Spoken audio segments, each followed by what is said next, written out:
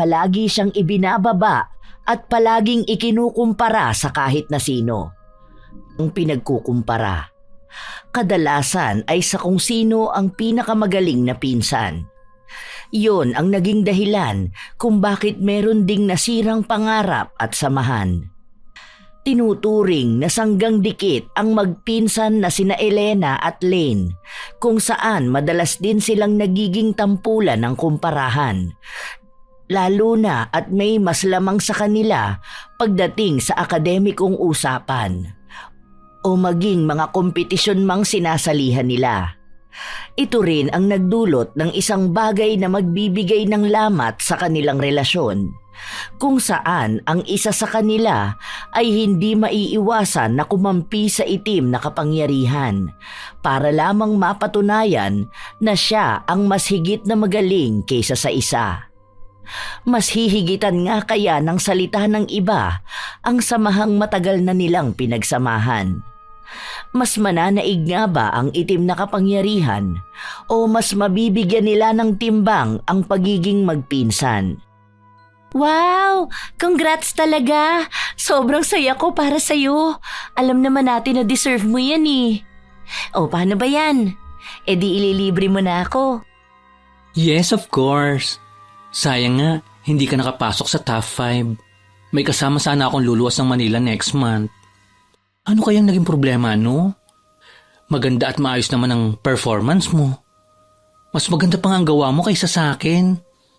Tapos, ako pa ang nag-top 1? Hindi kaya sila nagkamali? Ano ka ba? Baka kasi hindi lang para sa akin ang mapasali doon. Hindi naman talaga ako magaling pagdating dyan. Kundi lang dahil sa'yo, hindi ko rin naman yun gagawin. Kaya huwag ka nga dyan. Dahil ang mahalaga sa akin ay ang libre mo. Gusto ko sana ng halo-halo ngayon eh.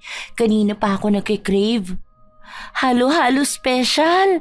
Uy, sarap! Ay, ayun lang pala. Sige, mamaya paglabas natin diretso agad tayo. Nice one. Yan gusto ko sa'yo eh. Dapat palagi kang nananalo para may pera ka panlibre sa akin. Magpinsang buo sina Lane at Elena, kung saan ang ina ni Lane ay ang bunsong kapatid ng ina ni Elena. Hindi sila magkasundo nung mga bata pa sila dahil matagal na tumira ang pamilya ni Lane sa Maynila at halos 5 taong gulang siya noong bumalik sila ng probinsya upang doon na manirahan. Dahil mas malapit ang bahay ni Elena, palaging sila na ang magkasama.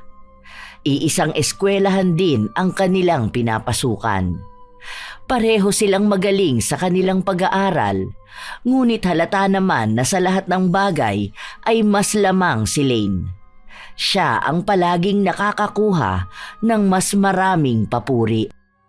Sure ka ba na yan lang ang gusto mong kainin? Mag-order ka pa, sagot ko naman yan. May premyo kaya akong nakuha. Di ba nga ang usapan, tuwing may cash prize, dapat palagi tayong enjoy kakain. Go na te, grab mo na lahat ng bet mong food. Wag na, busog ako. At alam mo naman na nakadiet ako, di ba? Kasi nga bala ko sumali sa mutya ng barangay. Huy, pumunta ka ha. Samahan mo ko. Kinakabahan kasi talaga ako. Baka kasi magkalat lang ako doon.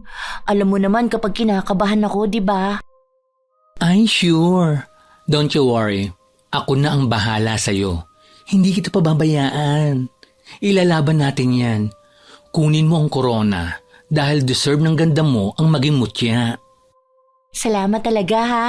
Ikaw lang yung palaging nandyan para sa akin at naniniwalang kaya ko. Hindi kasi ako sinusuportahan ng nanay ko. Palagi niyang sinasabi sa akin na hindi ko naman talaga kaya. Nagmumukha lang akong palaging trying hard. Kaya nga, mas lalo mong patunayan sa kanila na mali sila. Na kaya mo naman talaga.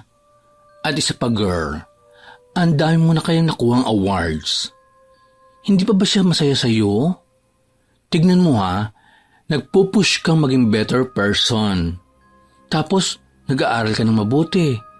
Wala kang bisyo at hindi ka pariwara. Eh dun pa lang, panalong-panalo ka na eh. Hindi siya magiging masaya sa akin dahil konti lang naman ang naipanalo ko. Di ba madalas na pang second lang ako? Hindi katulad mo na halos lahat talaga ng sinasalihan mo na ipapanalo mo. OA naman ni tita. Alam nga namang lahat ng sasalihan mo, ipapanalo mo. Ang mahalaga doon, may lakas ka ng loob na lumaban sa mga bagay na gusto mong labanan. Doon pa lang sa may lakas ng loob na lumaban, panalo ka na eh. Yun nga ang hindi maintindihan ni Mama kasi gusto niyang ipanalo ko lahat. Minsan nga nawawala na ako ng lakas ng loob na magsasali sa mga ganyan. Kung hindi lang dahil sa'yo at pati na rin kina tita na palaging sumusuporta sa akin. Ay nako, kaya malaki ang pasasalamat ko sa'yo eh. Hoy, baliw ka ba? Bakit ka titigil sa mga gusto mong gawin? Tandaan mo girl, hanggat naniniwala ka sa sarili mo na kaya mo, magagawa mong makuha ang mga pangarap mo. Huwag mo akong dramahan ng ganyan ha. Kung ako nga malaki ang tiwala ko sa iyo, tapos ikaw nawawalan ka ng tiwala sa sarili mo. Ay, ayusin mo yung ganyang mindset mo girl. Hindi uso sa atin yan. Binatukan pa ni Lane ang pinsan na mukhang natauhan din sa mga kanina niyang sinabi. Ilang beses na nilang napag-usapan ang mga bagay na ganito, kaya kahit na anong laban o mga nais na gawin ni Elena ay talagang suportado ang pinsan. Bunsong anak si Elena at 3 silang magkakapatid. Ang dalawa niyang ate ay may magagandang buhay na at may mga napatunayan na sa kanilang karera. Kaya pinipilit ng dalaga na ipakita sa kanyang mga magulang na kahit anong mangyari ay magtatagumpay din siya. Ngunit pinapakita at pinaparamdam sa kanya ng kanyang ina na kahit na anong gawin niya ay hindi siya hihigit sa mga kapatid niya. Nang kinagabihan na yon ay umuwi na rin ang magpinsan. Nakatira lang sila sa iisang barangay at mauuna ang bahay na uuwian ni Elena. Kaya hinatid na muna siya ni Lane. Hello tita. Lumabas lang kami saglit ni Elena, kaya po gabi na kami nakauwi. Pero dyan lang naman po yun, kumain lang kami. Nanalo po kasi sa piano contest si Lane. Nag-top siya dito sa lugar natin at ilalaban siya sa susunod na buwan doon sa Maynila. Nakakatuwa nga po eh. Ay, sakto. Andito na rin naman po ako. Ipapaalam ko na rin po si Elena. Isasama po namin siya. Mag-aarkila po ng sasakyan si Papa. At kung gusto nyo, pwede rin po kayong sumama. Hindi sumagot ang ginang. Hindi niya pinansin ang dalawa at nagtuloy-tuloy lang na pumasok sa loob ng bahay. Ang magpinsan naman ay nagkatinginan. Tila ba alam na nila ang ibig sabihin ng pakikitungong yon ni Pasing. Ay, ang syala naman ni tita. Mukhang hindi siya masaya sa narinig niya. Attitude naman. Baka masama lang ang pakiramdam. Kahapon kasi sinisipon siya. Hayaan mo na. Basta ako, masaya ako para sa'yo. Oy, promise mo ha. Pupunta ka sa laban ko. Sabay na tayo. Huwag kang mag-alala dahil sagot ko naman ang mga gastusin. Kasi magbabaon naman kami nun. Isa pa, wala naman tayong pasok nun. At para makagala na rin tayo sa Maynila. Tumango lamang si Elena. Ngunit baka sa kanyang mukha na hindi siya sigurado kung makakasama nga ba siya. Pagsarado niya ng pinto, bumungad sa kanya ang mukha ng ina na salubong ang kilay at nakapamewang. Ano, masaya ka ba na nanalo ang pinsan mo? Ano ba yung naipanalo niya? Yan ba yung sinasabi mo na sabay ninyong sinalihan? Oh, ano nangyari sa'yo? Huwag mo sabihin na hindi ka man lang nakapasok, kahit pumangalawa ka man lang. Hay naku naman, hindi ka na talaga nahiya para sa sarili mo? Hindi po ako nakapasok sa top 5. Nahirapan po kasi ako sa pinagawa sa akin. Okay lang po yun, may iba pa naman po kaming sasalihan. At lalaban din po ako ng mutya ng barangay. First time ko lang din naman pong sumali doon. Sinubukan ko lang. Sumabay lang ako kay Lane. Kaya po hindi ko talaga iniisip na makakapasok ako sa top. Alam ko naman na hindi ka makakapasok eh. Dahil ano ba nga asahan ko sa talunan na kagaya mo? Hindi ka naman talaga lumamang sa pinsan mo, ano? Palagi ka na lang nasa likuran niya. Magkaiba po kasi kami. Minsan po kasi may mga bagay siyang kaya niya at doon siya magaling.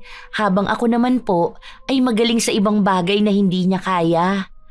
Magkakaiba po ang bawat tao, ma. Siguro naman po napapansin niyo yun. Kaya ayos lang po sa akin kung may naipapanalo siyang hindi ko kaya. Saan ka naman magaling? Ni wala kang nilamang sa kanya kahit sa bagay na sabihin mong magaling ka. Tingnan mo nga, nabalitaan ko na ang dami niyang makukuhang award sa moving up nyo.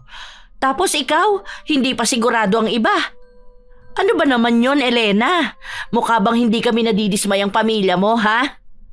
Hindi ko alam kung bakit ganyan ka. Samantalang ang mga ate mo naman, magagaling. Parang latak na lang ang napunta sa'yo eh. Hindi na nagsalita pa si Elena dahil alam niya na hindi naman siya mananalo sa kung ano man ang sasabihin ng kanyang ina. Hindi tumigil ang ginang sa pagsasalita at pagkukumpara sa dalawa. Hindi niya kinukonsidera ang damdamin ng kanyang anak. Basta mailabas lamang ang masasakit na salitang kanyang naiisip. Ganito ang palaging naririnig ni Elena. Ayaw niya lang sabihin sa kanyang pinsan kahit na nakakaramdam siya na palagi siyang nanliliit sa kanyang sarili. Sa paglipas ng mga araw, may dumating silang kamag-anak na galing sa ibang bansa. Ilang araw daw ba ang family reunion natin? Ang sabi 2 days lang daw eh. Kasi nga di ba may mga pasok tayo, kaya paano tayo makakatagal doon? Baka yung iba na walang ginagawa, makakasama sila ng mas matagal. Pero yung family outing natin, 2 days daw. Yun ang narinig ko ha. Hindi kasi pinag-uusapan sa bahay. 2 days? Okay na rin yun. Anong oras kayo aalis? Kami, hihintayin pa namin si ate. Kaya baka madaling araw ng Sabado na kami makabiyahe. Ilang oras lang din naman yun, di ba? Wala naman sigurong traffic nun. Hindi ko nga alam kung pupunta kami eh. May pasok sa trabaho ang mga ate ko. Tapos si Papa hindi pa uuwi kasi next month pa. Kaya baka dalawa lang kami ni Mama. Alam mo naman yun, ayaw niya ng mga ganyan-ganyan. Hindi ko nga siya matanong kung sasama ba kami kasi baka bigla niya akong sigawan. Oh, edi sa amin ka na lang sumama. Pwede naman yun eh. Mag-aarkila naman kami ng van. Sabay ka na lang. Kasya ka naman doon dahil kami-kami lang naman ang sasakay. Mamaya, sasabihan ko sila sa bahay. Basta mag-ready ka na lang. Wag na muna. Magsasabi muna ako kay Mama. Baka kasi pagalitan ako eh. Papagalitan? Bakit ka naman pagagalitan? Wala ka namang ibang gagawin. At saka, hindi ka naman maglalakwatsa. Kasama mo naman kami. Isa pa girl, family reunion yun. Mga kamag-anak lang ang nandun. Kahit na. Hindi kaagad nagsalita si Lane. Tinitigan niya ang pinsan at inobserbahan ang reaksyon nito. May problema ba? Wala naman. Bakit? Napapansin ko kasi na parang hindi ka okay. May problema ka, alam ko. Tungkol ba saan? May nangyari ba sa bahay niyo? Bakit hindi mo sinasabi sa akin? Tungkol ba sa mga ate mo? Sa mama mo? Sa financial? O may iba pa? Sabihin mo sa akin. Para alam ko kung paano kita matutulungan. Ha? Baliw, wala akong problema. Maayos naman kami sa bahay. Ang dami ko lang talagang iniisip. Wala to, hayaan mo na.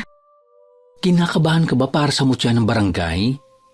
Normal lang yan dahil ganyan naman talaga ang nararamdaman ng lahat ng mga sumasali sa pageant. Kahit naman hindi pageant, normal lang ang kabahan. Pero kaya mo yan. Tiwala lang sa sarili mo. Hindi na ako sasali. Ha? Anong hindi ka nasasali? Bakit ganyan na naman ang iniisip mo? Dinidiscourage ka na naman ba ng mama mo? Kinausap na nga yan ni mama nung nakaraan at sinabi sa kanya na huwag naman siyang masyadong mahigpit sa'yo. Dahil bata ka pa naman at marami ka pang pwedeng matutunan at magawa. Bakit mo pa sinabi kay tita? Kaya siguro galit na naman sa akin si mama. Ang sabi ko naman sa'yo, huwag mo nang sabihin sa kanila eh. Kilala mo naman si mama. Ayaw no nang napagsasabihan. Feeling niya pinapahiya ko siya. Hindi naman ako ang nag-open ng topic eh. Nasabi ni mama na narinig niya ang mga kapitbahay na pinag-uusapan ka. At naaawa raw siya sa'yo dahil mismong magulang mo pa ang naninira sa'yo. Awang-awa na nga sila sa totoo lang. Kaso, ang tigas naman ni tita. Parang hindi siya dumaan sa pagkabata eh. Masyado siyang naglalagay ng pressure sa'yo. Magagandang salita ang binitiwan ni Lane para lang gumaan ang pakiramdam ng kanyang pinsan. Tahimik lamang si Elena habang pinipilit siya ng pinsan na ituloy ang laban sa mutya ng barangay. Kahit na alanganin siya sa suporta ng kanyang ina dahil naroon naman daw ang pamilya ni Lane na handa siyang suportahan sa mga bagay na nais niyang gawin. Sa paglipas ng mga araw, walang tigil si Lane sa pangungulit sa kanyang pinsan. Hanggang sa isang gabi, bago ang reunion, ay dalawa lamang sina Elena at Pasing ang nasa hapagkainan na pag-usapan nila ang tungkol sa pagpunta roon. Hindi ako pupunta. Ayoko makita nilang palpak ang bunso kong anak. Tatatlo na nga lang ang anak ko, pumalya pa sa huli. Kung sana talaga dalawa na lang ang inanak ko eh. Kaya ko pang ipagyabang sa lahat. Kaso wala eh. Yung huli pa ang magbibigay ng kahihiyan sa akin. Hindi naman po kasi tungkol sa inyong reunion, ma. Umuwi po si tita. Kaya siguro naman po, hindi na sila magtatanong tungkol sa atin. Si Elaine nga po pupunta doon. Hindi naman po siguro pag-uusapan ng 2 araw ang tungkol sa atin. Magsasaya-saya lang po doon. Isa pa yon, kaya mas lalong ayaw ko. Andun ang bida-bidang pamilya na yon. Mabait naman po sila. Anong mabait? Ang yayabang na mga yan. Nakita mo ba mga post nila sa FB? Wala silang ibang ginawa kundi ang ipakita ang nakukuhang achievements ng anak nila. E di kung naandun ka, ipagkukumpara lang kayong dalawa. Magkasing edad kayo, tapos sa ganyan mong edad wala ka pang maipagmamalaki. Nako, baka umuwi tayo nang wala sa oras. Bakit po ba ganyan kayo magsalita sa akin? Wala naman po akong ginagawang masama ah. Lahat naman po pinagsisikapan kong makuha, tapos hindi pa rin kayo proud. Hirap na po akong ipakita sa inyo na kaya ko naman po talaga, pero hindi kayo naniniwala. Hindi naman po ako nakakahiya dahil may mga achievements naman po ako. Ako, tigilan mo ako sa mga drama mong ganyan, Elena. Ayan, diyan ka magaling. Ang pagmukhain na masama ako. Baka akala mo hindi ko alam na nagsusumbong ka sa nanay niyang magaling mong pinsan. Hindi ko po sila nakakausap. Hindi po ako nagsusumbong. Kunwari ka pa dyan na wala kang alam. Kung hindi ka nagsusumbong, magagalit ba sila sa akin? O sige, sumama ka sa kanila sa reunion na yan para mas lalong maipamukha sa'yo na wala ka talagang binatbat sa kanya.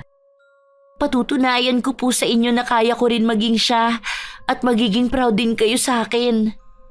Huwag kang puro salita, gawin mo.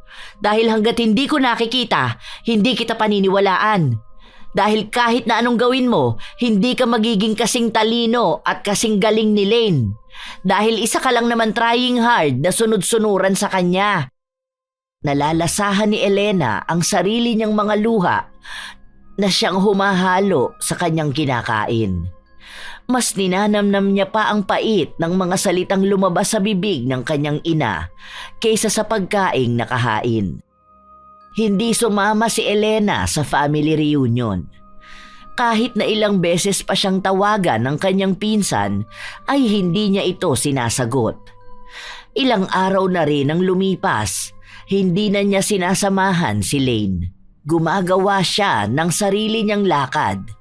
Isang araw, naabutan niya ang pinsan na nag-aabang sa labas ng library. Hoy, ano bang nangyayari sa'yo? Nagtatampo ka ba sa akin? Binlock mo ko sa FB, bakit naman? May naging alitan ba tayong dalawa? May nagawa ba ako? Kasi wala akong maalala eh. Nag-deact ako ng FB ko. Ayaw ko munang gamitin sa ngayon. Gusto kong mag-focus sa studies ko. Ang dami kong kailangang aralin, lalo na malapit na ang exam. Alam mo naman na may hinahabol akong grades. Bakit hindi mo sinasabi sa akin? Pwede mo naman akong kausapin tungkol dyan. Nag-overthink tuloy ako. Ang akala ko may nagawa akong mali sa'yo o may nasabi ako. Kung alam mo lang na hinahanap ka ng mga tita natin nung reunion. Nagtatanong sila sa akin tungkol sa mga ginagawa mo ngayon. Ang saya doon. Mas masaya sana kung kasama kita. Sana sinabi mo na wala akong magandang ginagawa. Hindi katulad mo na maraming naabot sa buhay. Anong pinagsasasabi mo? Bakit ko naman sasabihin yan? Wala pa rin naman ako naaabot sa buhay ko. Kung alam mo lang kung paano kita pinagmamalaki sa kanila. Ang sabi pa nga ni tita na siguro kung andito pa siya sa Pilipinas, kapag lumabang ka ng mutya ng barangay, manonood daw talaga sila. Kung andun ka lang sana, narinig mo kung paano sila maging proud sa iyo. Nakakatuwa nga eh. Gustong gusto ka rin nilang makasama. Pagod ako, wag mo na sana akong pinaglololo ko. Kung masaya sila sa achievements mo sa buhay, di congrats. Hindi ka agad nakakibo si Lane. Tiningnan niya lang ang pinsan na hindi makatingin ng diretso sa kanya. Marahan siyang lumakad palapit. Mag-usap kaya tayo. Hindi yung ganyan ka sa akin makitungo. Maayos naman tayo ah. Anong pinagsasabi sa'yo ng mama mo? Siguro, kaya ka nagkakaganyan, may mga panlalait ka na namang naririnig, no? Sabihin mo sa akin. Dahil kung may kinalaman din yun sa akin, mas maganda kung tayong dalawa ang nag-uusap. Hindi yung ganyan, na may mga parinig-parinig ka pa sa akin. Hindi sumagot ang dalagita. Nilampasan niya lang ng lakad ang kanyang pinsan. Ngunit bago siya makaalis ay hinawakan siya nito sa kamay upang pigilan. Ngunit sa halip na harapin at kausapin si Lane, hinawi niya ang kamay nito at tuluyang umalis. Sa paglipas ng mga araw, dumating na ang mutya ng barangay. Sumali si Elena, ngunit hindi niya sinabihan ang pinsan.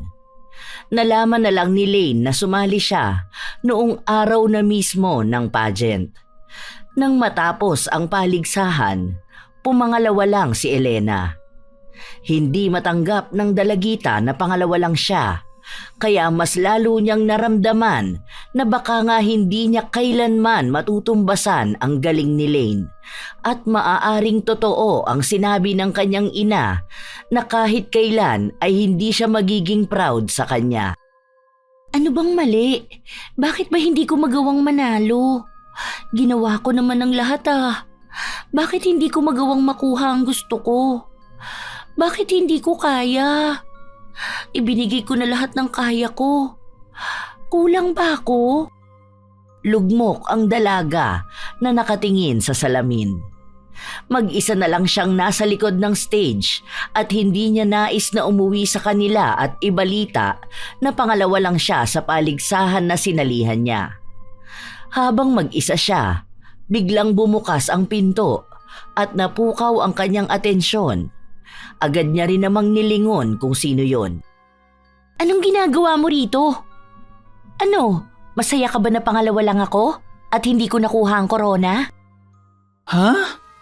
Oo, masaya ako na pangalawa ka, pero hindi pangalawa lang. Congrats! Ano, saan tayo? Mukhang masarap kumain ng pares ngayon, ano?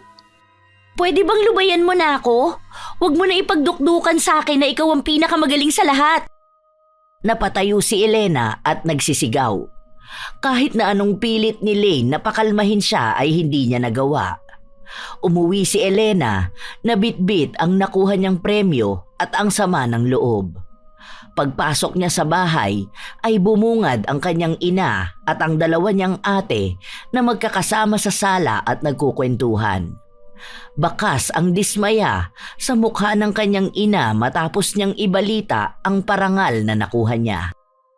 Ano? Hindi ba sinabi ko na sa iyong sinasayang mo lang yung oras mo sa kasasali sa ganyan?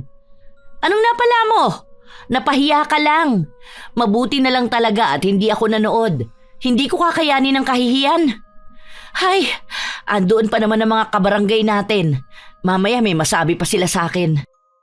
Sinita ng ate ni Elena ang kanilang ina at sinabi na wag naman siyang ganoon magsalita sa kanya. Ngunit hindi nakinig si Pasing at sinabi lang na wag siyang pakialaman sa kung paano sila dinidisiplina. Sa paglipas ng mga linggo, hindi pa rin pinapansin ni Elena ang kanyang pinsan. Habang si Lane naman ay binibigyan ng oras ang dalagita na makapag-isip. Ngunit habang nagpapatuloy ang araw na pinipilit ni Elena na higitan ang kanyang pinsan, mas lalo lang ding nangingibabaw ang galing ni Lane. Hanggang sa nakakuha siya ng pinakamataas na marka. Nanatili sa ikalawang listahan si Elena habang nangunguna pa rin ang kanyang pinsan. Masaya ang mga kaklase nilang binabati sila, lalo na si Lane.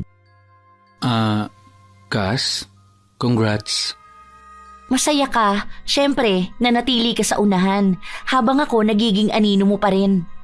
Pumapangalawa sa galing mo, hindi ko magawang tumbasan. Yan ba ang kino-congrats mo sa akin? Go! Congrats din sa'yo. Bakit ba hanggang ngayon naiinis ka pa rin sa akin? Kasi ikaw na lang palagi ang magaling. Ikaw lang ang gusto nila. Ikaw na lang palagi. Napapagod na ako makipagkumpetensya sa'yo. Walang kompetisyon dito, Elena. Alam mong ginagawa ko ito dahil gusto ko.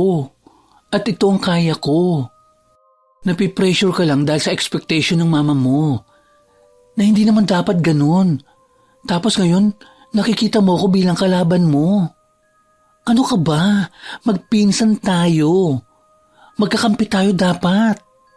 Matagal na kitang kalaban. Hindi na nga dapat ako nakikinig at sumasama sa iyo eh. Dahil tama si mama. Na sinasamahan mo lang ako para ipakita sa akin na talunan ako. Gusto mong ipangalandakan sa akin na kahit na kailan, hindi ko maaabot ang anumang naabot mo. Ano, tama naman di ba? Ilang beses ka bang nag-top 1, habang ako palagi na lang nasa likuran mo. Mas lalo mong nararamdaman na mataas ka dahil nasa paanan mo ko. Ginagamit mo lang ako at madali lang naman para sa'yo magpanggap na sinusuportahan ako. Sinubukang lapitan ni Lane ang pinsan, ngunit umatras lang ito. Hindi matitigan ni Elena sa mata si Lane dahil kahit paano ay nakakaramdam siya ng konsensya. Dahil alam niya sa kanyang sarili na hindi naman totoo ang mga ibinintang niya, pero yun ang pilit na ipinamumukha sa kanya ng kanyang ina. Kaya yun na rin ang kanyang nakikita. Pwede ba na mag-usap muna tayo? Hindi yung ganyan. Nagagalit ka sa akin na wala naman talagang katuturan? Ayusin natin to. Hayaan mo na ako dahil ayaw na nga kitang makasama. Mahirap bang intindihin yun? Matalino ka naman, di ba? Magpinsan tayo. Kung yun lang ang tanging ugnayan na meron tayo, mas gugustuhin ko pang putulin yun. Simula ngayon, ayaw na kitang makausap. Dahil hindi na pinsan ang tingin ko sa'yo. Isa ka ng kalaban, kakumpetensya sa buhay ko na dapat kong lampasan at higitan. Hindi na magbabago ang tingin ko na yun sa'yo kahit na kailan. Matapos itong sabihin ni Elena, ay agad na rin siyang umalis. Ilang beses pa siyang pinigilan ng pinsan para makausap, ngunit ayaw niyang makinig. Sobrang bigat ng kanyang dibdib habang lumalakad pa uwi sa kanilang bahay. Hindi niya mapigilang alalahanin ang masasaya nilang pagsasama na ganun na lang niya bastang itatapon dahil lang sa nararamdaman niya. Ngunit kung ito naman ang magiging dahilan para ipagmalaki ng kanyang ina, Handa siyang isakripisyo ang anumang samahan nila ni Lane. Nakauwi ka na pala. Mabuti naman dahil uutusan kita. Akala ko mamaya ka pa uuwi dahil makikisama ka na naman sa pinsan mong magaling. Tapwa na naman siya, di ba? Ngayon lang yan pero sa susunod yan malalampasan ko rin siya. Nangangarap ka na naman ata dyan. O sige na, magpunta ka na doon sa kinaaling Tere at kunin mo yung pera na hulog niya. Bilisan mo dyan, maglilinis ka pa ng kusina. Hay, sa susunod huwag ka magpapalit ng uwi. Ang daming kailangang asikasuhin dito sa bahay. Nais pa sana ni Elena na tumanggi dahil gusto niyang mapag-isa at makapagpahinga. Ngunit siya lang ang maaasahan sa ganitong utos. Agad din siyang nagpunta sa bahay ng ginang kahit na hindi pa siya nakakapagpalit ng suot niyang uniforme. Ito lang po ba yung pinapakuha ni Mama? Sinabi ni Aling Tere na may kulang pa pero siya na lang ang maghahatid bukas ng umaga. Hindi naman umangal si Elena pero nakiusap siya sa ginang na sabihan ang kanyang ina dahil alam niya na sa kanya na naman ibabaling ang galit. Paalis na sana ang dalagita matapos niyang mapansin ang kapitbahay ni na Aling Tere. Bagong kapitbahay niyo po yan? Ngayon ko lang kasi napansin. O baka matagal na akong hindi nagagawi rito. Sinabi ng ginang na kalilipat lang ng matandang babae sa bahay na yon.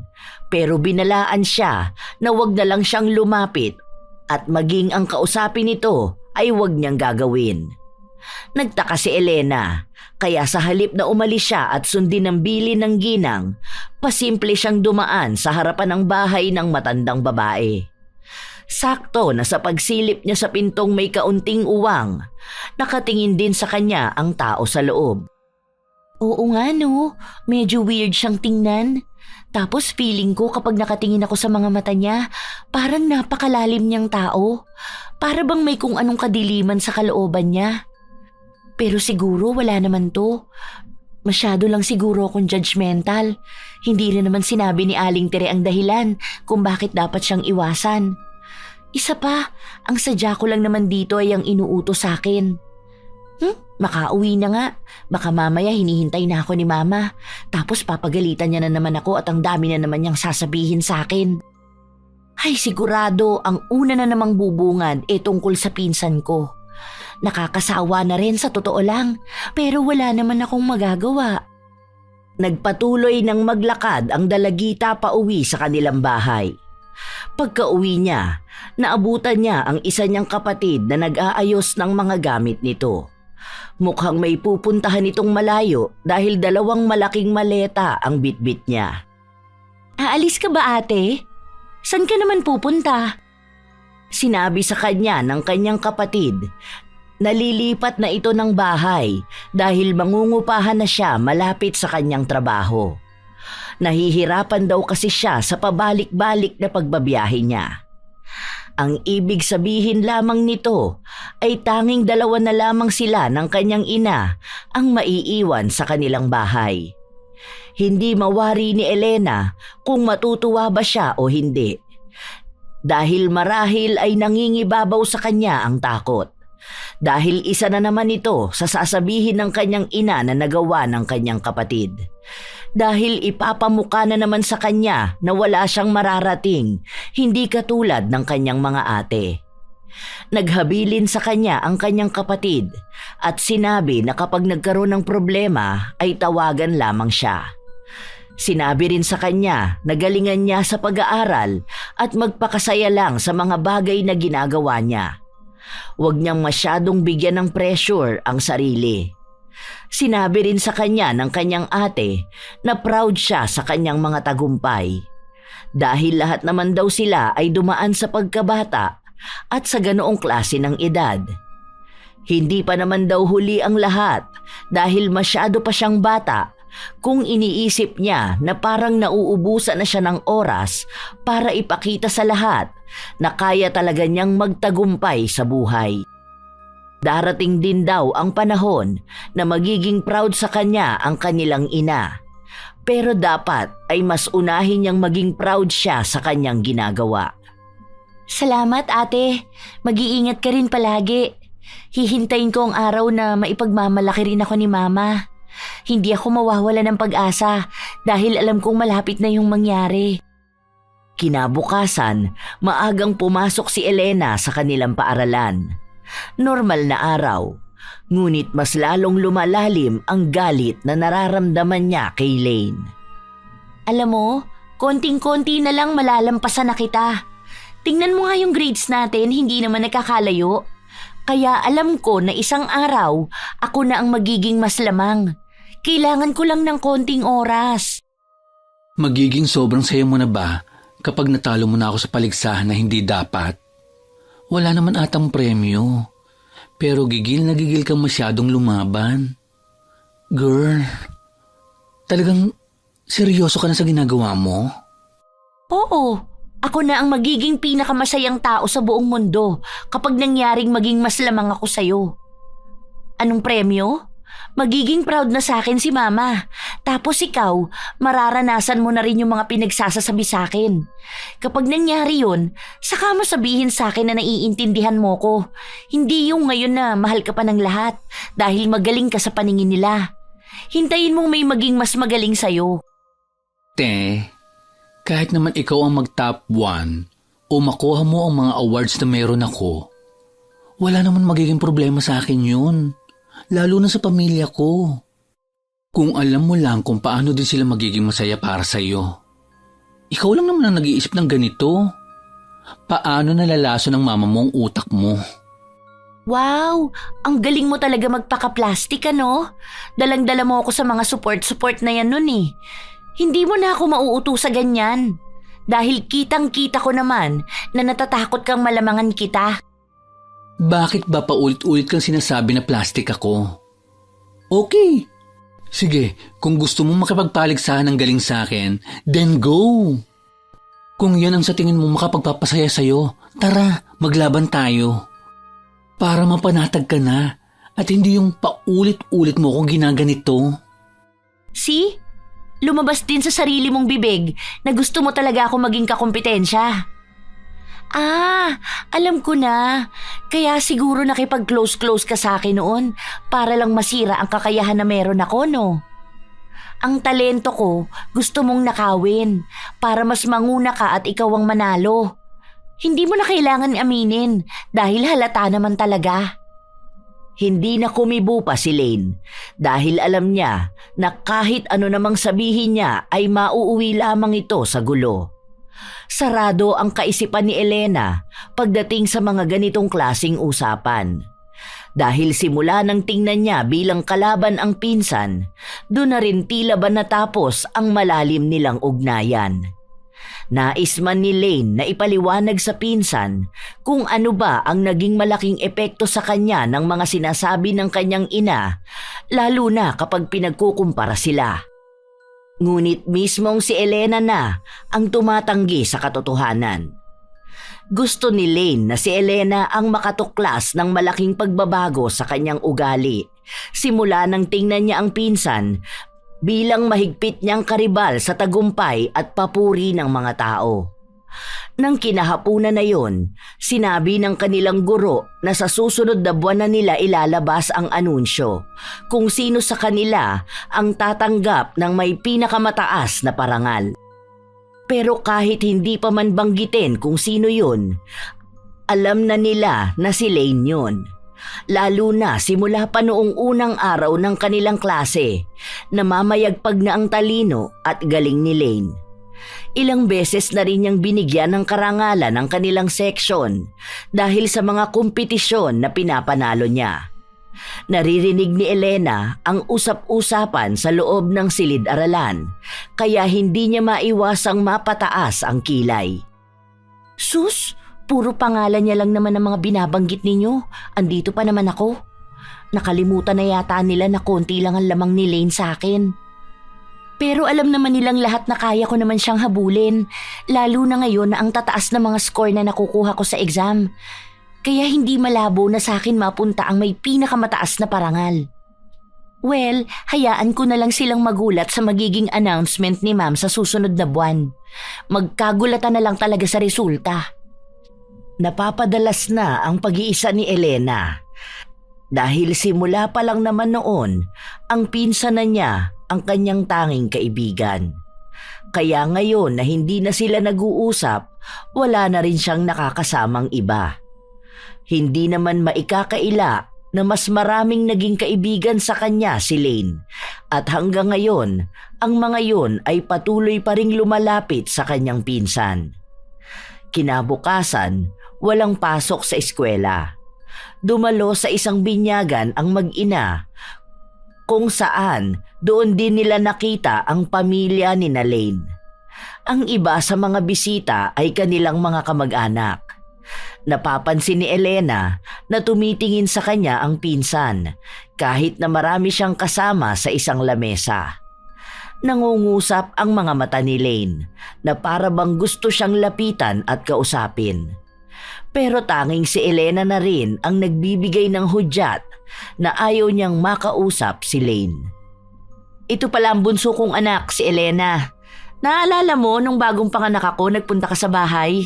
Siya yung baby ko noon. Hello po, kumusta naman po kayo? Ngayon ko lang po kayo nakita. Natuwa ang matandang babae habang kausap si Elena. Marami itong itinanong sa kanya patungkol sa mga ginagawa niya sa buhay at maging sa kanyang pag-aaral. Nakatanggap din siya ng papuri sa mga tagumpay na nakuha niya. Hindi naman na ikakaila pa ni Elena na sadyang natuwa talaga siya sa mga naririnig niya. Pakiramdam niya ay may tao na ring nakakakita sa kanya at nagiging masaya sa kung ano man ang naabot niya sa buhay. Naku, ano namang nakakatuwa sa palaging nasa pangalawa lang? Nakakahiya nga eh. Dapat hindi na niya sabihin ang mga bagay na yan. Nagmumukha lang tuloy siyang kawawa at mahina. Natahimik ang dalagita matapos na marinig ang sinabi ng kanyang ina. Napayuko siya at ang tuwa na kaninang nararamdaman niya ay bigla na lamang naglaho. Sinabi ng matandang babae na dapat ay proud pa rin siya dahil sa dami ng tao, hindi naman lahat ay kayang makakuha ng kung ano ang nakukuha ng kanyang anak. Sinabi rin kay Pasing na swerte siya sa kanyang mga anak, lalo na sa kanyang bunso na halatang dedikado sa mga ginagawa. Saka na ako magiging proud kapag naging katulad na siya ni Lane. Kung yun ang anak ko, baka magpalagay pa ako ng tarpaulin sa bawat barangay. Pero kung ganyan na palagi na lang kamuntikan manalo, wag na at nakakahiya lang. Ayoko sabihin na palaging pangalawa lang. Dapat doon sa palaging nagbibigay ng karangalan, palaging nangunguna. Ayan, ganyan kay Lane. Ayan talaga ang anak na masasabi mong swerte ang magulang. Hanggang sa umabot na makauwi na sila sa kanilang bahay, lahat ng nakakausap ni Elena at bumabati sa kanya ay kinukontra ng kanyang ina. Kaya sa halip na maging masaya siya, ay nanliit lang lalo ang kanyang tingin sa sarili. Kinabukasan, inutusan ulit si Elena ng kanyang ina na kunin ang hulog ni Aling Tere. Salamat Sige po, sabihin ko na lang kay mama na bukas na lang ang kulang. Basta po, chat nyo na rin siya para alam niya. Ngumiti ang dalagita bago siya nagpatuloy na maglakad palayo. Nang madaan siya sa bahay ng bagong lipat, hindi niya na naman napigilan ang kanyang sarili na sumilip sa loob ng bahay. May kaunti lamang na uwang ang pinto. Kaya tanaw niya ang tila ba kakaibang mga gamit sa loob ng bahay. Ano kayang meron sa loob nun? Ano yun? Itim na libro? Hindi, baka lagayan lang. Teka, bakit pa ako sumisilip? Baka mamaya makita niya pa ako. Magalit pa sa akin yun. Humakbang ang dalagita, ngunit agad na natigilan at napasigaw matapos niyang makita ang matandang babae na nasa harapan niya. Malalim ang mga mata ng babae, para bang nababalutan ng kadiliman ang kanyang kaluluwa. Ngunit isinawalang bahala lamang yun ni Elena dahil hindi naman niya lubusang kilala ang matanda. Pasensya na po, hindi ko po sinasadya, hindi ko kasi kayo nakita. Yumuko ang dalagita sa pagtatangka niya na maglakad palayo, Nagsalita ang matandang babae na siyang naging dahilan upang matigilan siya sa paglalakad. Ano pong ibig niyong sabihin na mukhang may kailangan ako? Si Aling Tere po ang sinadya ko rito. Huwag po kayong mag-alala. Wala po akong kailangan sa inyo. Sinabi ng matandang babae na nakakaramdam siya ng mabigat na enerhiya na nanggagaling sa kanya. Para daw itong nagmumula sa galit na nasa kalooban niyang nais na kumawala. Ikinagulat ni Elena ang mga salitang kanyang narinig. Hindi man niya nais na aminin na tunay nga ang sinasabi ng matandang babae. Simula noon ay hindi na naalis sa isipan ni Elena ang mga katagang binitawan ng matanda. Lalo na ang sinabi sa kanya nito na maaari siyang matulungang mailabas ang galit na yon. Ano kayang ibig sabihin ng matanda na yun? Ay, ano ba naman yan? Hindi na ako nakakatulog ng maayos kakaisip dyan. Siguro dapat kong puntahan ng matanda na yun para malinawan ako. Ayoko ng ganito. Kinabukasan, nagtuturo pa ang kanilang guro pero hindi na makapaghintay pa si Elena na umuwi upang puntahan ang matandang babae. Mabilis lang din namang lumipas ang oras bago umalis ng kanilang paaralan. Dumaan muna si Elena sa likod ng entablado para tignan ang mga kasamahan niya sa organisasyon na sinalihan niya. Naabutan niya ron si Lane. Mukhang masaya ito na nakikipag-usap sa mga kasama nila. Bakit? Anong meron? Parang ang sasaya niyo ah. Ibinalita sa kanya na nanalo ang organisasyon nila at dahil si Lane ang nagsisilbing presidente, mabibigyan siya ng parangal. Para yun lang? Saka lahat naman tayo kumilos para dito, hindi lang naman siya. Oo, sabihin na natin na siya ang leader, pero wala naman yung pagkapanalo na yan kung siya lang mag-isa. Mas malaki ang ambag natin kaysa sa ambag niya. Oh, bakit parang lumalabas dito siya lang ang magaling? Paano naman tayo?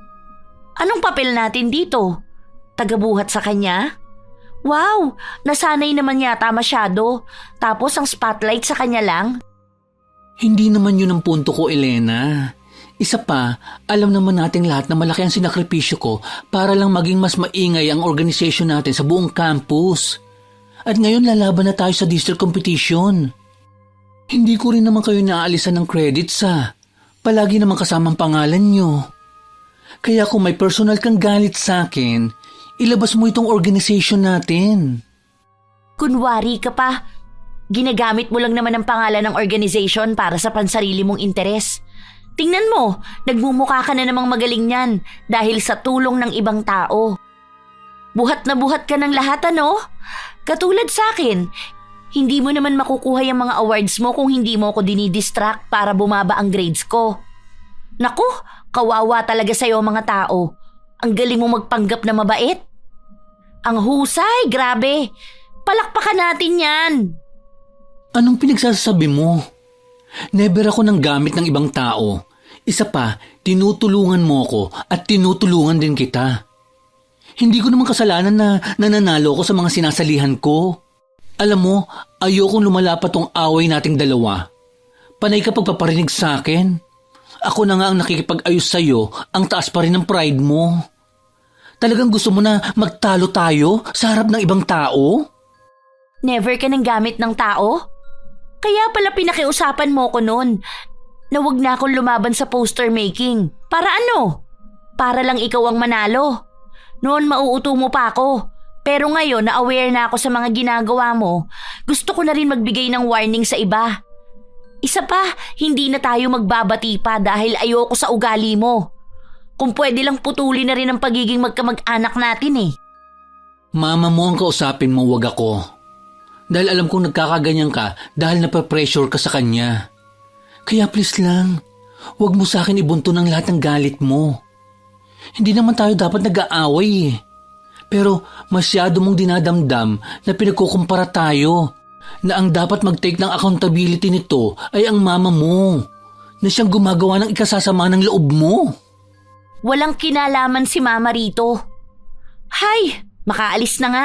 May importante pa akong gala. Humabol pa ng salita si Lane, ngunit isinawalang bahala lamang ito ni Elena. Para sa kanya, ang mga salita ng pinsan ay wala ng halaga pa. Hanggat hindi siya ang mas nangingibabaw sa lahat, hindi niya kailanman tatanggapin pabalik sa kanyang buhay si Lane. Malapit nang dumilim ang kalangitan nang makarating ang dalagita sa bahay ng matandang babae. Pinapasok siya nito sa loob at ipinaliwanag sa kanya ang lahat. Kulam po? Gusto ninyong gumanti ako ng kulam?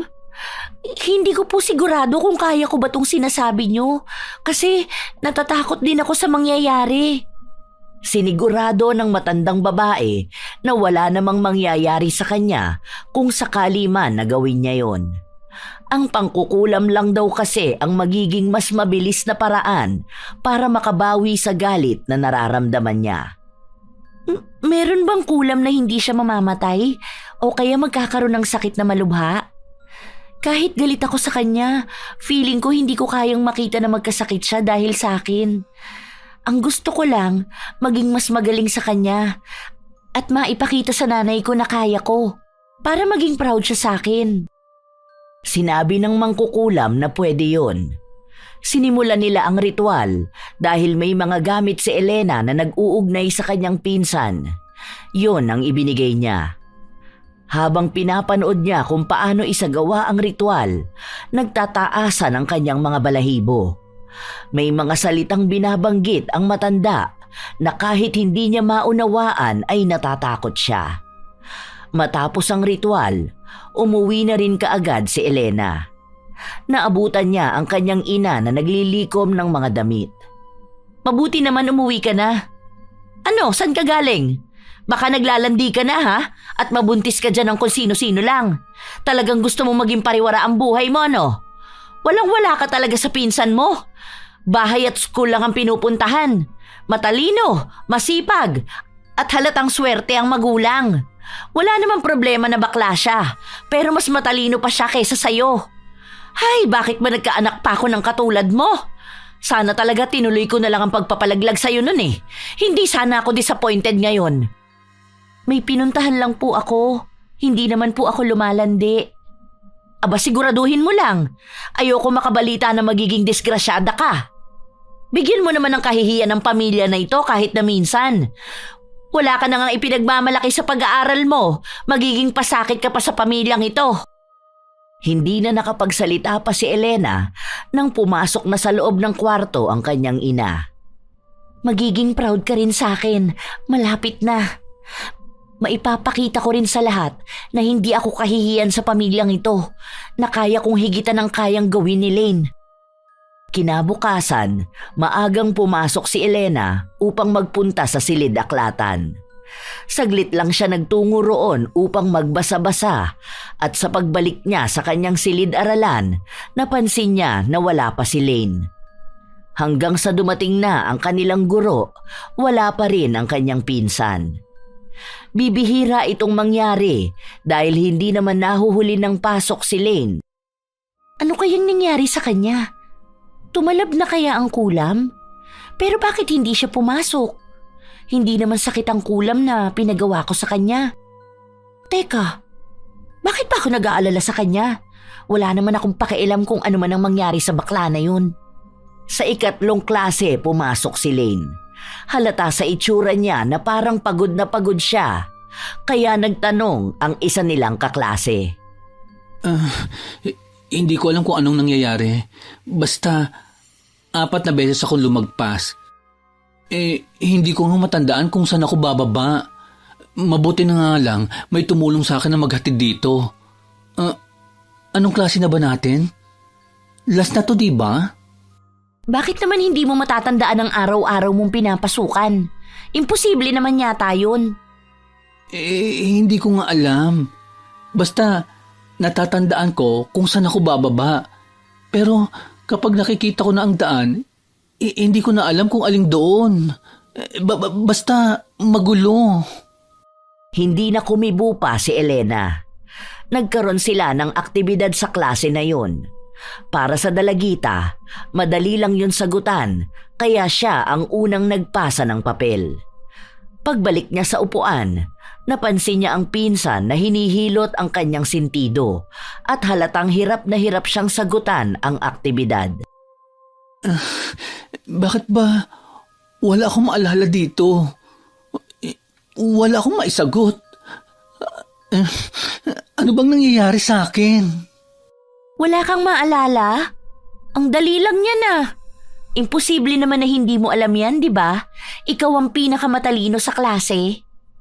Hindi kumibo si Lane dahil ang buo niyang atensyon ay nasa papel lamang. Hanggang sa matapos ang oras, iilan lang ang nasagutan niya. Pinagalitan pa siya ng kanyang guro at tinanong kung meron ba siyang sakit, ngunit sinabi niyang maayos naman ang kalagayan niya. Kahit sa kanilang organisasyon, hindi makausap ng matino si Lane. Kanina pa tayo nagbi-meeting, hindi na to natapos-tapos. Paano? Hirap na hirap sa instructions yung isa dyan. Ano? Tapusin na natin to. Uwian na eh. Last na. Ipaliwanag niyo na lang sa akin paunti-unti. Hindi ko talaga mag-gets. Hindi siya pumapasok sa utak ko. Ikaw ang president, di ba? Ikaw ang matalino at magaling. Bakit ngayon nawawalan ka na ng utak? Diyos ko po, baka naman kasi lumalabas na bobo ka talaga at nakakarma ka na sa pagiging manggagamit mo. Inulit ng isa nilang kasama ang paliwanag kay Lane, ngunit wala pa ring nangyari. Nahihirapan silang isa-isahin sa kanya ang lahat na dati ay hindi naman nila ginagawa. Dahil noon ay bago pa man nila sabihin kay Lane, alam na niya ang gagawin. Ay basta ako, uuwi na ako. Bahala na kayo dyan. Kung kaya pa ng pasensya ninyong magpaliwanag sa bobo na yan, ako hindi na. President siya tapos ganyan? Nakaka-disappoint. Pinakiusapan pa si Elena na manatili muna. At siya ang kumausap sa kanyang pinsan, ngunit hindi siya nakinig. Masaya siyang umalis doon na parabang nanalo siya sa isang patimpalak. Ang ibig sabihin, yun ang epekto ng kulam sa kanya? Nawawala na ang talino at galing niya? Nakakatuwa naman. Kapag nalaman ni Mama na mas magaling na ako kaysa kay Lane, siguro maipagmamalaki na rin niya ako sa lahat. At magiging thankful siya na ako ang anak niya at hindi ang bakla na yun. Sa paglipas ng mga araw, naging kapansin-pansin na ang pagiging malituhin ni Lane, maging ang pagbagsak ng kanyang grado. Hindi na rin niya maituloy ang mga dati niyang sinasalihan dahil nakalimutan na niya ang mga ginagawa niya noon. Dahil sa nangyari ay nakakuha na rin ng pagkakataon si Elena na manguna at maging mas magaling. Diba? Ang sabi ko sa'yo magiging mas magaling ako sa'yo. Tingnan mo nga itong score ko, oh. 3 lang ang mali. Samantalang sa'yo, 3 lang ang tama. Yung isa dyan, bonus pa. Hay, kawawa ka naman. Siguro malulungkot ang mga magulang mo dahil nagkaroon sila ng anak na may mahinang kokote. Hindi ko alam kung anong nangyayari. Alam ko at naiintindihan ko naman ang binabasa ko at inaral ko. Pero hindi siya nagtatagal sa utak ko. Kasi nga wala ka namang utak. Makaalis na nga, baka mahawa pa ako sa'yo. Malawak ang ngiti ni Elena na umuwi sa kanilang bahay. Agad niyang ibinalita sa kanyang ina na mataas ang mga grado na nakuha niya at panigurado na bukas ay malalaman na nilang lahat na sa kanya mapupunta ang may pinakamataas na parangal. Nabalitaan ko nga ang nangyari kay Lane. Alam ko ipapacheck up siya. Sigurado ka ba na ikaw ang makakakuha nun? Kasi imposible naman. Kahit ata nagkakasakit ng ganyan si Lane halata naman na siya ang pinakamagaling. Sa dami ba naman ng awards na meron siya? Magtiwala ka lang po sa akin, Ma. Aakyat ako ng stage na proud ka sa akin. Hindi si Lane ang makakakuha nun. Dahil mas magaling at mas matalino ako sa kanya ngayon. Ako na ang magiging mas angat sa aming dalawa. Siguraduhin mo lang. Sa mga sumunod na araw, napapadalas na hindi pumapasok si Lane hanggang sa dumating ang huling exam na gagawin nila. Kampante na si Elena na siya ang makakakuha ng mataas na marka dahil base sa nakikita niya sa inaasta ng kanyang pinsan, hindi pa rin ito nakakabalik sa dati niyang talino. Katulad nga ng kanyang inaasahan, siya ang nakakuha ng mataas na marka. Napalitan niya rin si Lane sa ibang mga laban na sinasalihan nito. Nakita niyo na po, hindi ba ako na ngayon ang mas magaling kaysa kay Lane? Sa moving up, ako po ang makakakuha ng may pinakamataas na karangalan. Pumapangalawa na lang po ngayon si Lane. Mabuti naman, akala ko mananatili ka lang talunan at pangalawa. Paano mo naman nagawa yan? Nag-focus lang po ako sa pag-aaral ko dahil alam ko naman po na ako talaga ang mas matalino. Kaso nauuto lang ako ni Lane, kaya mas nangunguna siya sa akin dati. Kayo po ang aakyat sa moving up namin? Titingnan ko. May pupuntahan ako ng araw na yun eh. Anong oras ba? Ang sabi niyo po pupunta kayo. 9:00 po ng umaga. Hindi ko sigurado. Baka humabol na lang ako. Papakiusapan ko na lang ang ate mo na magpunta. Hindi na nakapagsalita pa si Elena dahil umalis na rin kaagad sa kanyang harapan ang kanyang ina. Ang tuwa na nararamdaman ng kanyang puso ay tila ba nawala. Nakuha na niya ang pinapangarap niya, ngunit bakit nga ba siya nakakaramdam ng kakulangan sa kanyang pagkatao? Isang araw bago ang kanilang pagtatapos sa 10 baitang, nagkita-kita ang lahat sa kanilang eskwelahan para sa pag-iensayo. Ibinigay kay Elena ang mga dapat niyang gawin at pinasigurado na tama na ang magiging talumpati niya sa araw ng pagtatapos. Congrats pala. Masaya ako na sa'yo napunta yan. Halata namang hindi ka masaya sa akin dahil ito ang pangarap mo, di ba?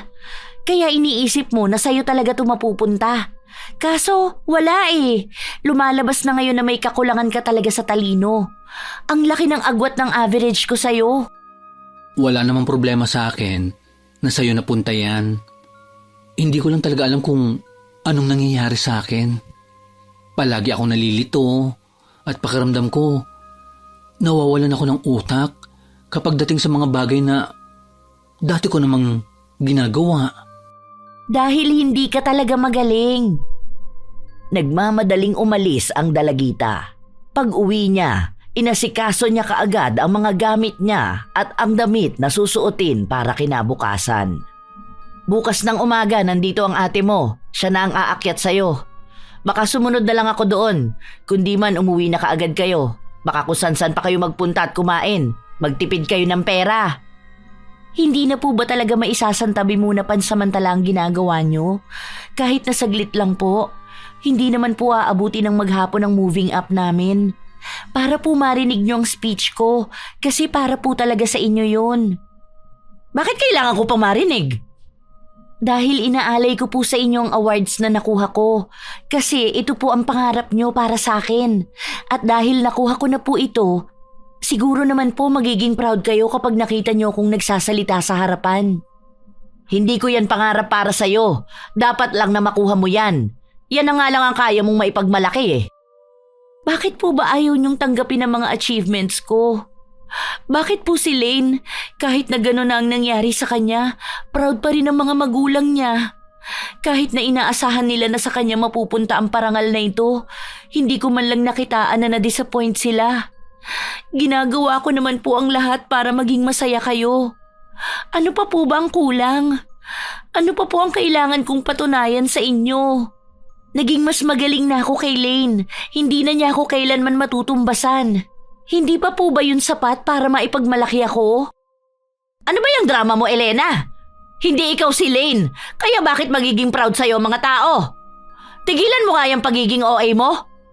Huwag mo akong inisin dahil baka hindi kita papuntahin sa moving up ninyo bukas.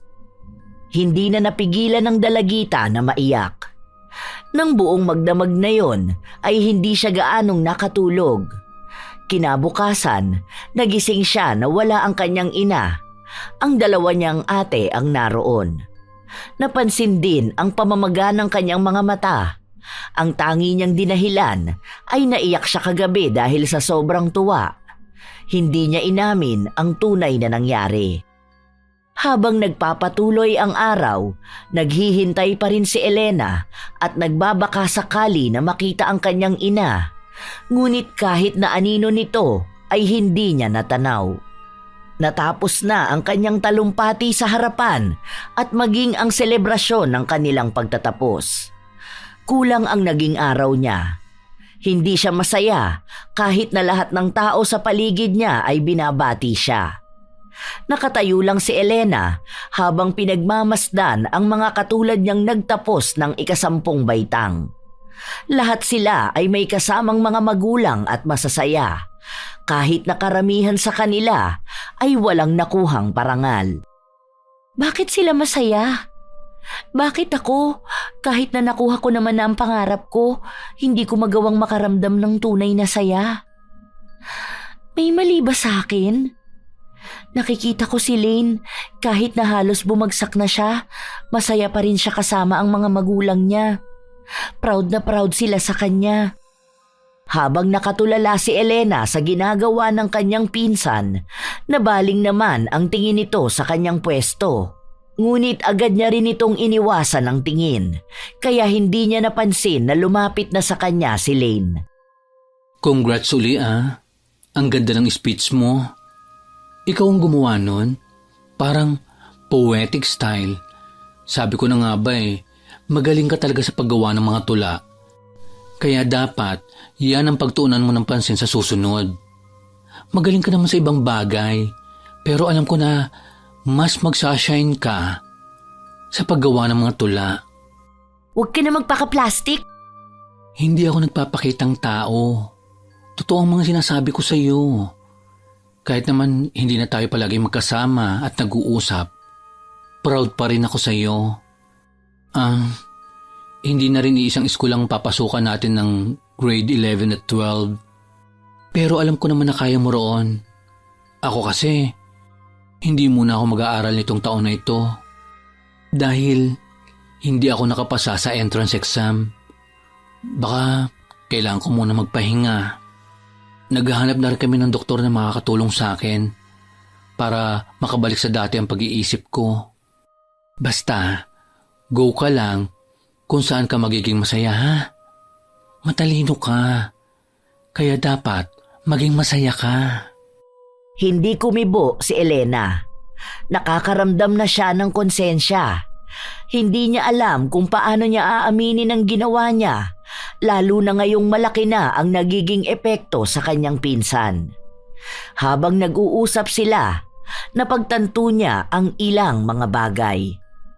Nasisira na niya ang buhay nito habang siya na dapat ay masayang umaangat. Pakiramdam niya ay siya rin mismo ang sumisira sa kanyang sarili. Gusto mo bang sumama sa bahay? May celebration kami. Nagluto si Mama. Tara na. Siguro naman wala na tayong pag-aawayan, no? Kasi siguro wala naman na tayong pag-aagawan na posisyon sa school. Ikaw nang nakakuha ng pinakamataas na parangal. Bakit may handaan sa inyo? Wala ka namang nakuhang mataas na award ah. Hindi mo naman to nakuha. Iilan lang yung medals na meron ka. Tapos next school year hindi ka naman mag-aaral. Para saan ang celebration? Dahil sa awa ng Diyos, kahit papaano natapos ko ang grade 10. Hindi naman dahil huminto ako pansamantala. Dahil sa nangyari sa akin, hihinto na rin ang buhay ko sa pag-celebrate ng mga bagay na mayroon ako. Proud sa akin ang mga magulang ko. At lalo na ang sarili ko. Katulad mo, dapat maging masaya ka dahil ikaw ang nakakuha ng mataas na parangal. Tandaan mo, katulad sa palaging sinasabi ko sa iyo, hindi mo kailangang magmakaawa sa ibang tao na maging proud sila sa iyo. Dahil ang unang tao na dapat magdiwang ng tagumpay mo ay ang sarili mo. Kahit ilang libong tao ang maging proud sa iyo, kung hindi ka magiging proud sa sarili mo, hindi ka magiging masaya. Basta, kapag gusto mo magpunta sa bahay, welcome ka palagi. Congratulations! Proud ako sa iyo! Napaatras si Elena nang yakapin siya ng kanyang pinsan. Nang kumawala siya, ay agad na rin siyang umalis dahil ayaw niyang manatili roon, sapagkat mas lalo lang siyang nakadarama ng lungkot at pag-iisa. Bakit parang ako pa ngayon ang nagdurusa?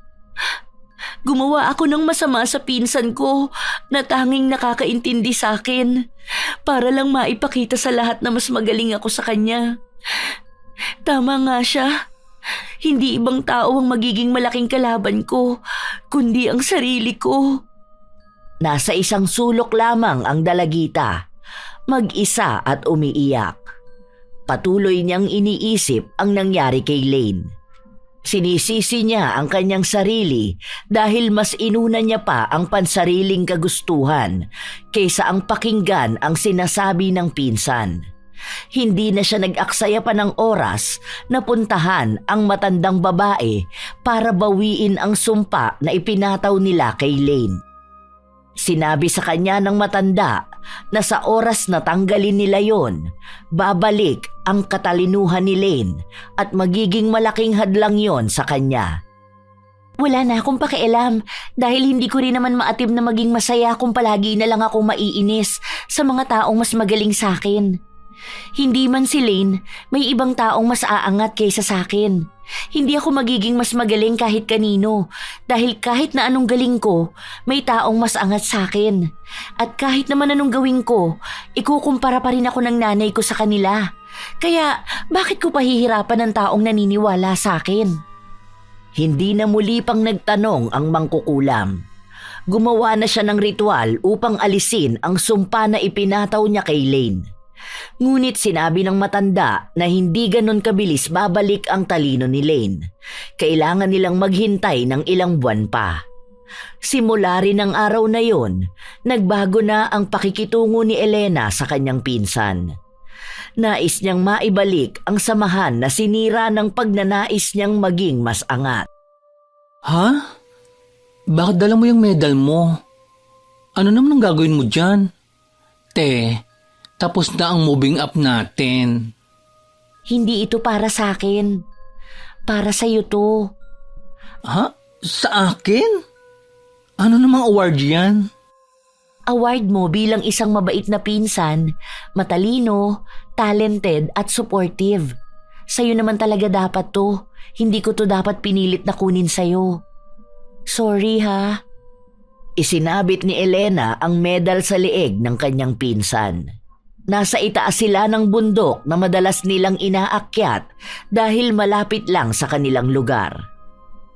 Ayan, congratulations! Ikaw ang nakatanggap ng may pinakamataas na parangal. Eksena si bakla. Hubarin ko na ito at baka mamaya hanapin pa to ng mama mo sa inyo. Hindi, wag mong tatanggalin yan. Iyon naman talaga yan eh. Kunin mo na yan kasi mas deserving ka dyan. Kung hindi ko lang ginawa yung bagay na yun, ikaw naman talaga ang dapat na aakyat para dyan. Saka hindi yan hahanapin ni mama dahil hindi naman niya nakikita ang mga ginagawa ko. Seryoso ka ba? Bakit naman sa akin ito mapupunta? Munti ka na nga akong hindi makapasa. Basta, kunin mo na yan ha. Ibinaling ni Elena ang tingin sa malawak na lupaing natatanaw nila. Napakalawak ng mundo para mag-agawan sa titulong sino ang mas magaling. Hindi ko nakita yun noon dahil mas nangingibabaw sa akin ang kagustuhan na maging proud sa akin ng mama ko. Na baka isang araw maipagmalaki niya rin ako. Pero tama ka nga, kahihintay ko, ako na ang nawawala ng respeto sa sarili ko. Salamat sa mga naitulong mo sa akin, Lane. Sorry din sa mga nagawa ko sa iyo ha. Sana mapatawad mo pa ako. Wala yun, ano ka ba? Basta palagi mong tatandaan. Kahit na anong gawin mo, proud na proud ako sa iyo. Palagi ako nakasuporta sa iyo. Eksena ka naman eh. Ano? Mag-iiyakan ba tayo rito sa bundok? Halika nga, baklang to? Mahigpit na niyakap ni Elena ang pinsan at doon na rin niya naibuhos ang lahat ng hinanakit na nasa dibdib niya. Ang akala niya noon ay kaya na niyang harapin ang mundong hindi kasama si Lane. Ngunit napagtanto niyang kahit anong taas ng tingin niya sa kanyang sarili, hahanapin niya pa rin ang isang tao na magbibigay ng balidasyon sa kanyang nararamdaman. Hindi niya inamin ang pagpapakulam niya sa pinsan, ngunit ginagawa niyang bumawi sa dami ng kanyang atraso. Magkakaroon ng family reunion. Hindi ko alam kung sasama tayong pamilya. Bakit naman po? Ang sabi sa akin ni ate, pwede naman silang mag-file ng leave. Dahil makikita na naman ako ng mga kamag-anak ko. Tapos ano, magtatanong na naman sila ng tungkol sa'yo. Magmumukha na naman akong nakakahiya niyan. Kayo lang naman po ang nag-iisip niyan eh. Dahil ilang reunion na po ang napuntahan natin, wala naman nagsabi ng ganyan sa pamilya natin. Sa katunayan nga po, mas masaya pa sila sa naabot ko kaysa matuwa ka sa akin. Hindi yun totoo. Dahil kaharap ka lang nila kaya ganon. Hay, bakit ba kasi hindi ko na lang naging anak si Lane para sana palagi ako may bida sa reunion? Hindi niyo po siya magiging anak dahil hindi naman po kayo kaparehas ng mama niya na proud sa kanya kahit na anong gawin niya. Kahit siya pa ang manalo sa sinasalihan niya o hindi, proud na proud si tita sa kanya. Natututo ka na ngayong sumagot? Ano bang pinagmamalaki mo? Wala pa po. Ang alam ko lang, ngayon kaya ko na ipaglaban ang sarili ko. Kung ayaw niyo pong sumama sa reunion, kami na lang po nila ate ang pupunta. Dahil ang reunion na yon ay hindi lang naman para sa pataasan ng naabot sa buhay, kundi para maging masaya na makasama ang mga kamag-anak na nasa malayo. Basta sa ngayon, ayoko pong limitahan ang sarili ko sa kung ano lang ang hindi ko maibigay sa inyo para maipagmalaki ako. Gusto kong mag-explore sa buhay. Gusto kong patunayan sa sarili ko mismo na proud ako para sa sarili kong achievements. Bonus na lang po kung magiging proud kayo sa akin. Ngayon lamang nakakuha ng lakas ng loob ang dalagita para magsalita ng ganito. Dahil tanggap na niya sa kanyang sarili na kahit anong gawin niya ay palagi pa rin siyang ikukumpara ng kanyang ina. Sa paglipas ng panahon, hindi nagbago ang kanyang ina. Palagi siyang ibinababa at palaging ikinukumpara sa kahit na sino. Ang pinsan naman niyang si Lane, unti-unti na ring bumabalik ang kanyang talino. Huminto siya ng 1 taon, ngunit hindi nawala ang suporta na ibinibigay nila sa isa't isa. Ang mahalaga para kay Elena ay ang kung paano niya pipiliing maging proud sa anumang tagumpay na naabot niya. Ngunit hindi pa rin nawawala sa kanya ang pag-asa na balang araw ay maririnig niya rin mula sa kanyang ina ang mga salitang matagal na niyang hinihintay. Naniniwala siyang darating din ang araw na yon dahil unti-unti na rin niyang nakikita ang pagbabago ng ina. Sa ngayon, gusto niyang pagtuunan ng pansin ang kanyang mga ginagawa at naabot. Nais ni Elena na makita ang sarili niyang masaya sa mga ginagawa niya at hindi iniisip na sa lahat ng bagay kailangan niyang makipagpaligsahan. Maraming salamat at shout out sa ilan sa mga masusugid nating tagapakinig. Ami Yong 6929, Nida Kiambao 4815, Joel Marasigan 1758, Hana Maylin Sesgundo 7821, Zedric Edrev, Ann Bisaya Vlog 7608, at Lance MBB. Ito ang inyong Lola Telang at magkita-kita tayong muli sa susunod na istorya.